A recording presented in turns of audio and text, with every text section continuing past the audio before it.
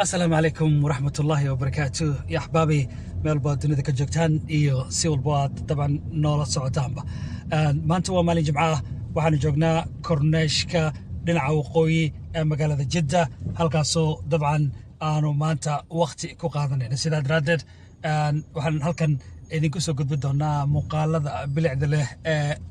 meelo ka mid ah magaalada Jeddah Boqortooyada Sacuudi Careebiya sidaa daraadeed nala socda sidoo kalena fadlan ha ilaawina inaad YouTube-ka like inoo saartaan comment ka bixisaan sidoo kalena aad share gareysaan haddii aad nagu cusub tahayna aad subscribe saarto waa codsi aniga xaggayga kaaga imaanaya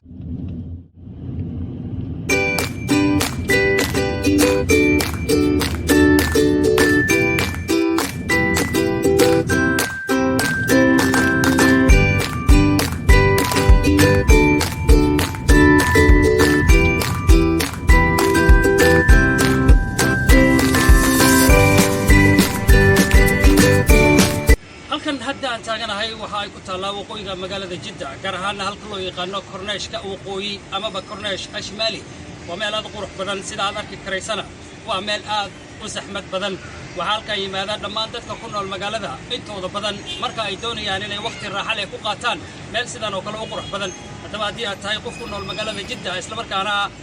heli kara fursad oo halkan ku imaan karo waxaan kugu talinayaa inaad adiga iyo ehelkaagaba maalin halkaas soo booqataan waayo marka aad timaado meeshan oo kale waxa aad dareemi doontaa waa wax aad u qurux badan waxaana qayb ka tahay korriinka quruxda iyo waliba hagaajinta caafimaadkaaga wali waxaan ku jirnaa ama bartanka kaga jirnaa barnaamijkeennii aan idinku soo gudbinayna meelaha qurxoon ee magaalada Jeddah halkaas oo aanu damacsanahay in haddii aad tahay qof ku nool magaaladan aad mar isku daydo inaad soo booqato halkan waayo hore ayaan kugu sheegay walina waan kugu celinayaa imaashaha halkan wax weyn ayuu ku tarayaa marka loo fiiriyo caafimaadkaada sababtoo ah kulaylka magaalada iyo shaqada aad muddada dheer ku jirtay ayaad kaga nasanaysaa sidoo kalena waxa kugu tagaya maskaxda waxa aadna ka heli kartaa hawo aad u qurux